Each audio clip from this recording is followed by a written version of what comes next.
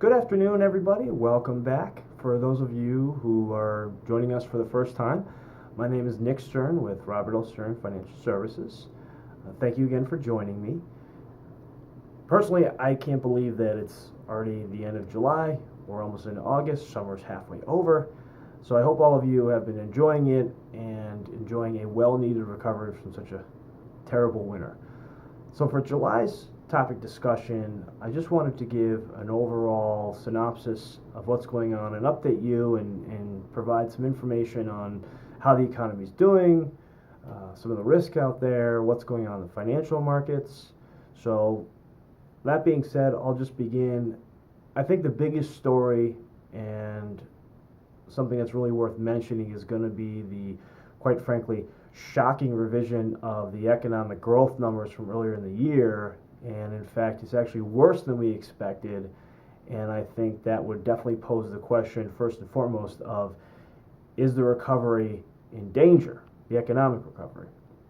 So the short answer to that is no. And I'll give you a couple reasons in a minute as to why we don't feel like it's in any significant danger.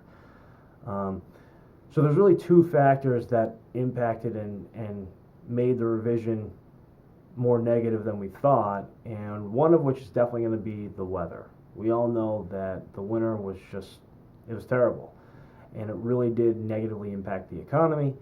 But from the earlier part of the year, and as we got into spring and summer, we saw that those numbers improved significantly, as the weather improved. So I think the other major contributing factor as to why that revision was worse than what we thought was the actual difficulty in measuring healthcare spending. For example, the Affordable Care Act, I think there was some uncertainty or maybe difficulty in how the implementation of that act was going to impact the economy and spending and the budget fiscally. So those two are the major contributing factors, and we believe that the actual numbers would have you believe it's actually worse than it actually was. So that's, I guess, the first reason, and the main reason why we don't see the economic recovery in any type of danger currently is because all the other positive indicators of what's going on in the economy.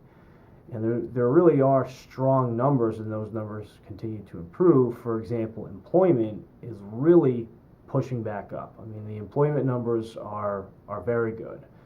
And wage growth for a majority of the population is also very good, and it's actually better. And we're getting back to levels that were pre-2008 financial crisis, and the wage income is also up. So all three of those are something that we definitely pay attention to and something that's very important, and we feel that are very good indicators of how the economic recovery is going. And we see them all having strong performance. Another indicator is going to be the financial market, and while it's not always a perfect representation of how the economy is doing, we do feel that it's a good factor and good indicator to keep in mind and comparing it and seeing where it's at versus where the economy's at. And the financial markets have just been gaining. Yes, there has been more volatility than we would have liked to have seen this year, but overall we see it reflecting that the recovery is not only on pace but potentially accelerating. So the U.S. markets, the stock markets have hit multiple highs multiple times this year, and we see that as well as the employment data, very good and positive indicators for the economy now and going forward. So what are the main risks that we face out there today? There's certainly turmoil in the Middle East, namely Iraq. The main factor that could have, or the main impact that a major event happening there could be pushing up oil prices.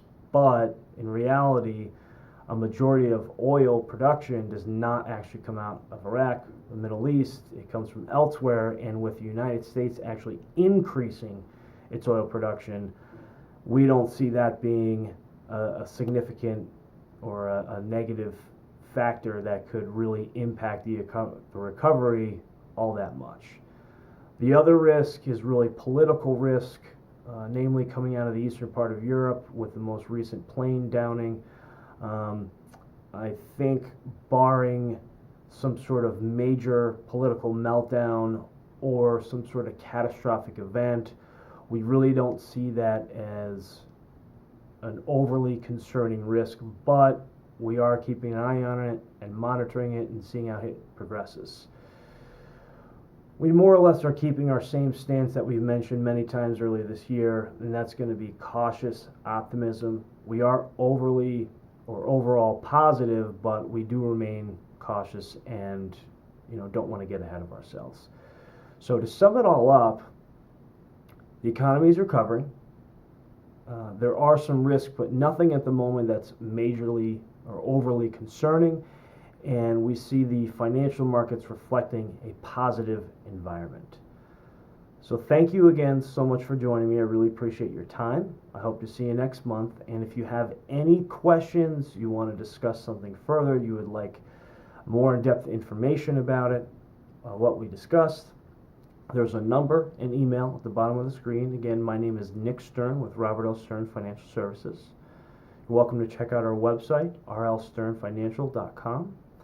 I hope you have a great rest of the summer, and I will see you next month. Thanks.